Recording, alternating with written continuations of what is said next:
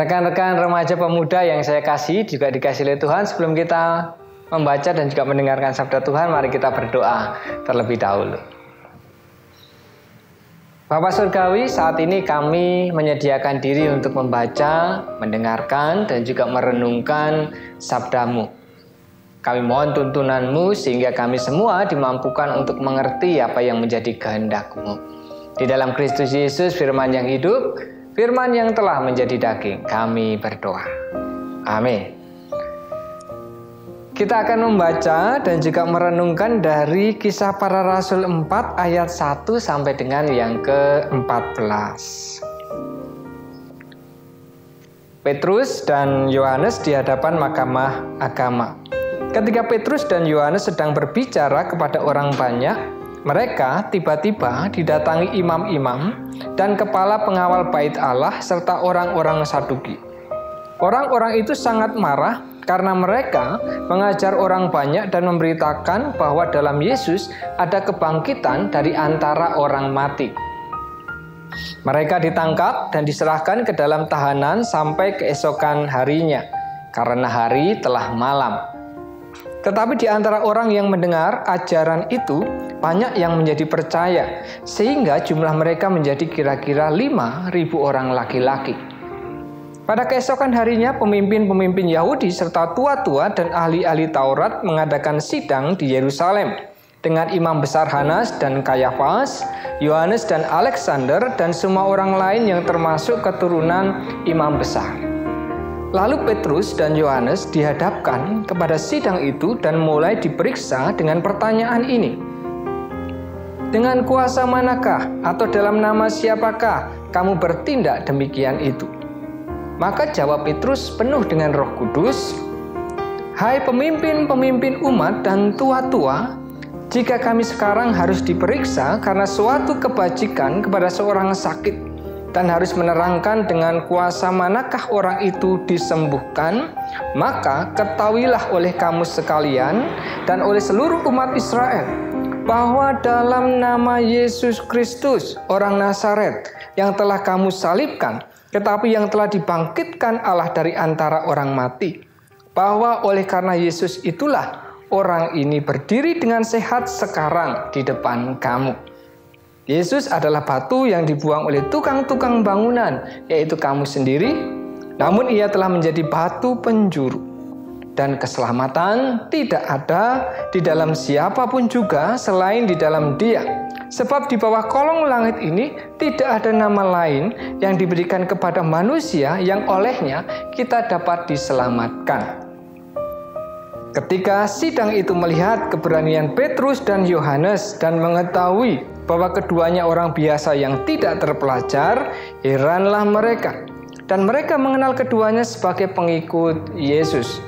Tetapi karena mereka melihat orang yang disembuhkan itu berdiri di samping kedua rasul itu, mereka tidak dapat mengatakan apa-apa untuk membantahnya. Demikianlah sabda Tuhan yang berbahagia kita yang membaca, merenungkan, dan juga memperhatikannya. Hosiana. Rekan-rekan remaja dan pemuda yang dikasihi oleh Tuhan, yang juga saya kasih, saya mengajak kita untuk merenungkan sebuah pertanyaan. Pertanyaan itu adalah, apakah masa lalu itu otomatis menentukan masa depan kita?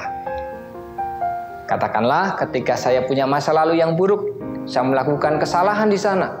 Apakah itu artinya otomatis masa depan saya maka kemudian juga buruk? Juga apakah latar belakang saya, latar belakang kita itu juga otomatis menentukan masa depan kita? Katakanlah latar belakang saya tidak ideal misalnya.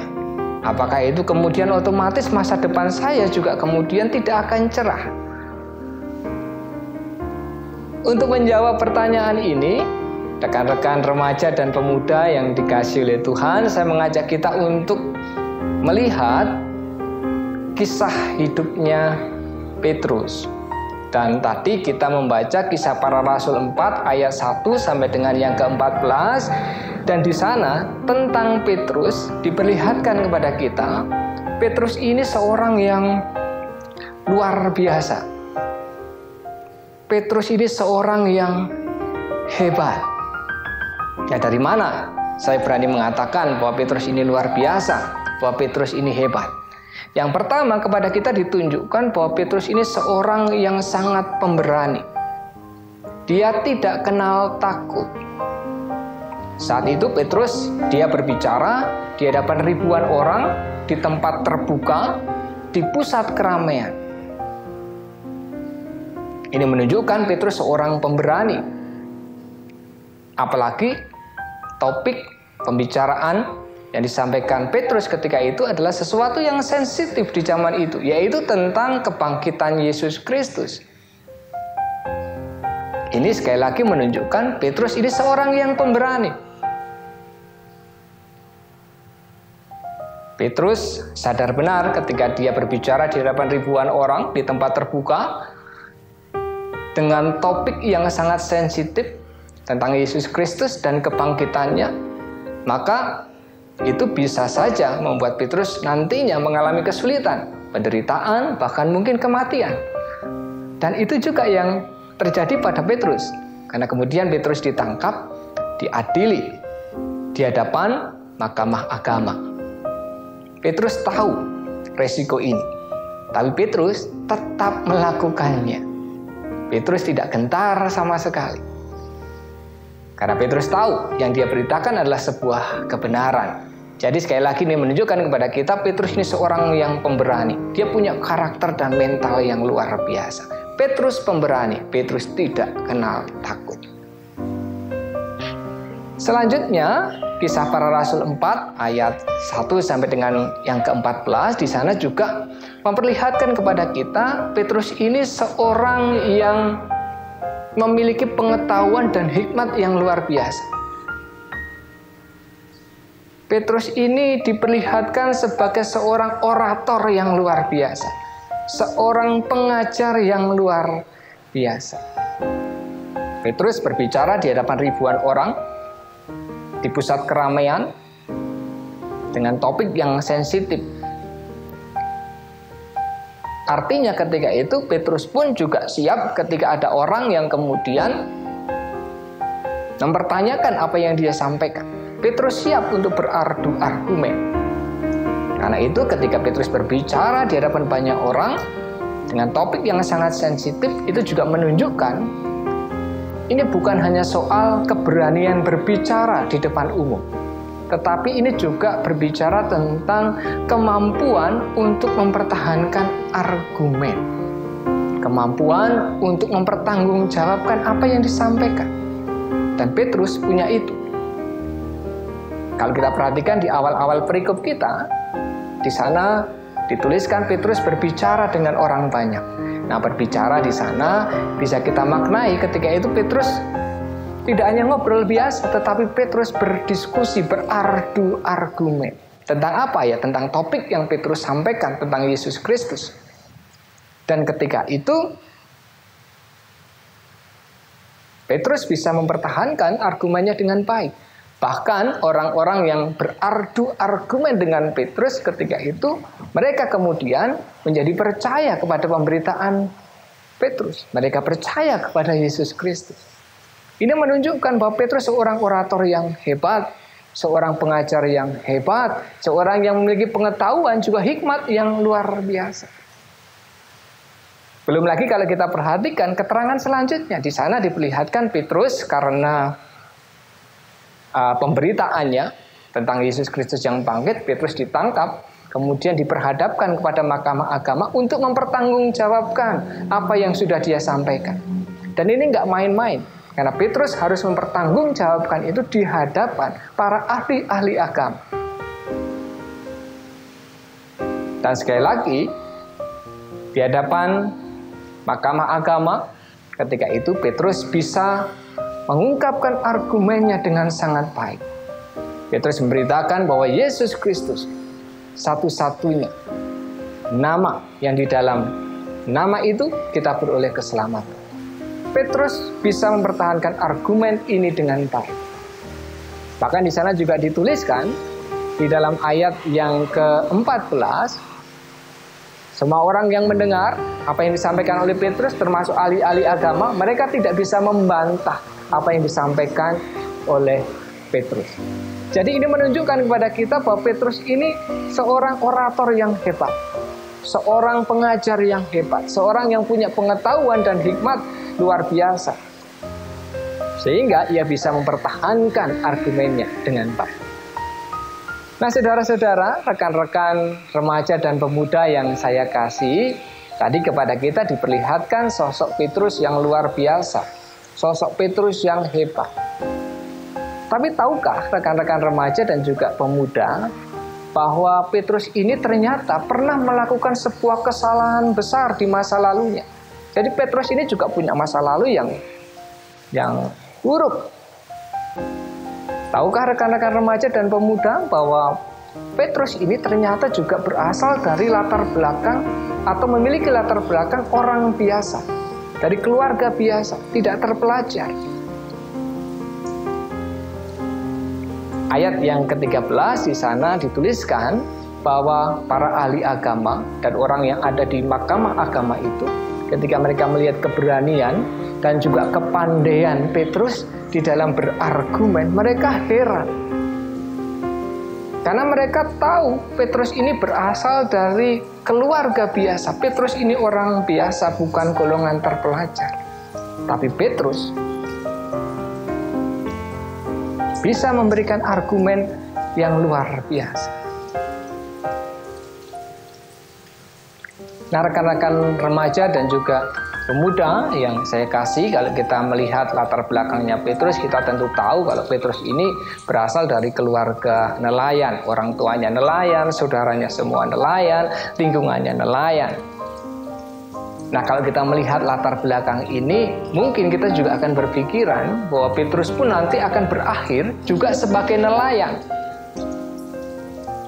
Kita akan sulit membayangkan Petrus ini akan menjadi atau menjalani profesi di luar nelayan. Bahkan mungkin Petrus sendiri juga, dia tidak pernah terpikirkan bahwa nanti dia akan menjadi atau menjalani profesi selain nelayan. Tapi yang terjadi, saudara-saudara, melebihi perkiraan banyak orang. Petrus yang dibayangkan akan berakhir sebagai seorang nelayan, ternyata Petrus tidak berakhir sebagai nelayan. Petrus menjadi orang yang lebih hebat dari itu. Petrus menjadi seorang pengajar yang luar biasa. Nah, itu terjadi, saudara-saudara, ketika Petrus dijumpai oleh Yesus Kristus. Ketika itu Yesus Kristus berkata kepada Petrus, "Petrus, ikutlah aku. Engkau tidak akan lagi menjadi penjala ikan atau nelayan, engkau akan menjadi penjala manusia." Nah, sejak saat itu Petrus kemudian dengan gembira mengikut Yesus Kristus. Dan kebersamaan Petrus dengan Yesus Kristus merubah hidup Petrus kemudian mulai bisa melihat ada masa depan lain selain menjadi seorang nelayan. Ada masa depan lain selain menjadi penjala ikan, yaitu menjadi penjala manusia. Dan itulah yang kita lihat sekarang. Petrus menjadi penjala manusia, pengajar yang luar biasa. Tapi ada juga titik di dalam kehidupan Petrus ketika Petrus sempat, dalam tanda kutip, ingin mengubur kembali mimpinya itu. Dia kembali menjadi penjala ikan atau nelayan. Yaitu ketika Yesus Kristus wafat. Tapi kemudian itu berubah kembali ketika Yesus Kristus yang sudah bangkit menjumpai Petrus. Dan Petrus pun menjadi seperti Petrus yang kita kenal hari ini. Petrus, penjala manusia, bukan penjala ikan. Petrus pengajar yang luar biasa. Petrus seorang yang bisa mencapai sesuatu yang luar biasa, sesuatu yang tidak dibayangkan oleh banyak orang. Petrus juga pernah mengalami atau melakukan sebuah kesalahan yang besar, yaitu ketika Petrus menyangkal Yesus Kristus. Ketika itu kita tidak melihat Petrus seorang yang pemberani. Kita melihat Petrus seorang yang penakut. Karena saking takutnya sampai Petrus menyangkal Yesus Kristus. Dan kesalahan itu begitu membekas dalam diri Petrus, sehingga Petrus pun sempat terpuruk karena kesalahan yang dia lakukan itu. Tapi kemudian itu berubah ketika Yesus Kristus yang bangkit kembali menjumpai Petrus. Dan Petrus bangkit kembali dari masa lalu ini. Dan akhirnya kita melihat Petrus seperti yang kita lihat hari ini. Kita kenal hari ini. Petrus seorang yang pemberani. Petrus seorang yang tidak kenal takut di dalam menyuarakan kebenaran. Nah, rekan-rekan remaja dan pemuda yang dikasihi oleh Tuhan, kalau kita kembali kepada pertanyaan awal kita tadi, apakah masa lalu itu otomatis menentukan masa depan kita? Apakah latar belakang kita itu juga otomatis menentukan masa depan kita? Maka kalau kita belajar dari kehidupan Petrus, jawabannya adalah tidak. Petrus pernah melakukan kesalahan, tapi Petrus tidak berakhir pada kehancuran. Petrus berasal dari latar belakang yang biasa-biasa saja. Tetapi Petrus bertumbuh menjadi seseorang yang mengalami pencapaian yang luar biasa. Jadi sekali lagi, apakah masa lalu otomatis menentukan masa depan kita? Tidak. Apakah latar belakang kita juga otomatis menentukan masa depan kita? Tidak. Masa lalu, latar belakang itu akan berpengaruh kepada kita selama kita mengizinkannya. Nah, saudara-saudara yang saya kasih, rekan remaja dan pemuda yang dikasihi oleh Tuhan, inilah pesan indah dari kitab suci. Sekelam apapun masa lalu, kesalahan besar apa yang kita lakukan di masa lalu itu tidak akan mempengaruhi masa depan kita. Setidak ideal apapun latar belakang kita, itu juga tidak akan menentukan masa depan kita selama kita tidak mengizinkannya.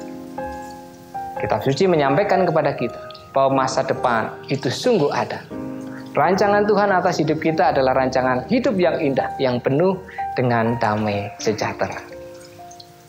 Kegagalan bukanlah ketika kita jatuh dan melakukan kesalahan, tetapi ketika kita menyerah dan kita tidak mau bangkit dari kegagalan dan kesalahan itu.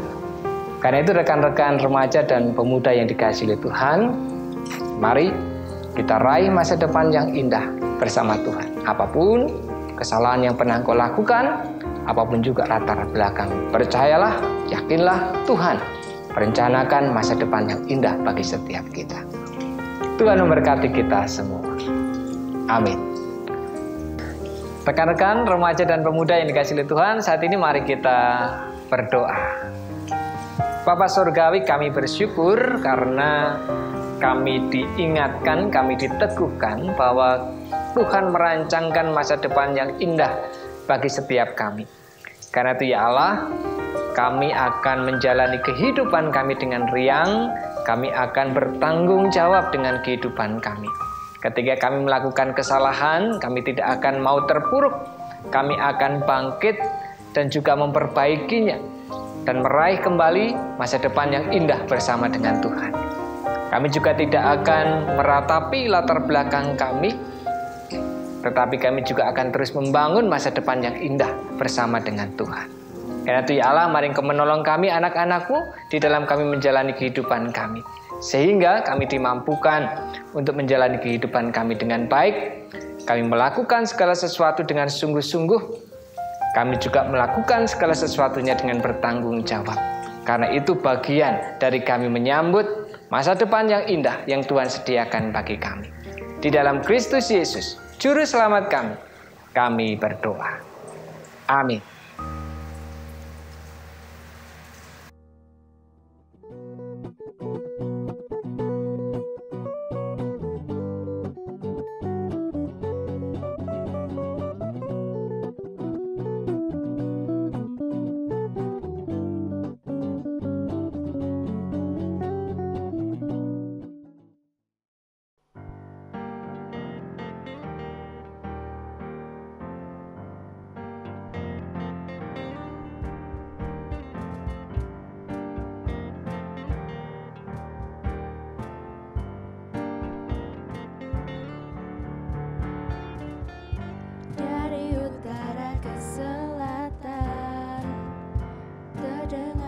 pujian bagi Allah.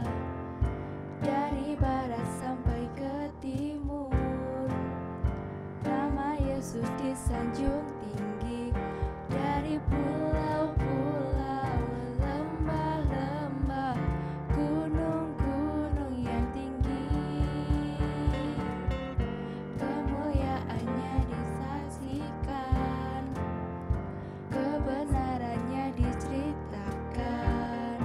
Yesus, Yesus, nama Yesus, nama Yesus disanjung tinggi. Dari pulau-pulau, lembah-lembah, gunung-gunung yang tinggi, Allahku dahsyat berkuasa, seluruh bumi sujud menyembah, tinggikan namamu. Allahku dahsyat berkuasa, seluruh bumi sujud menyembah, tinggikan namamu.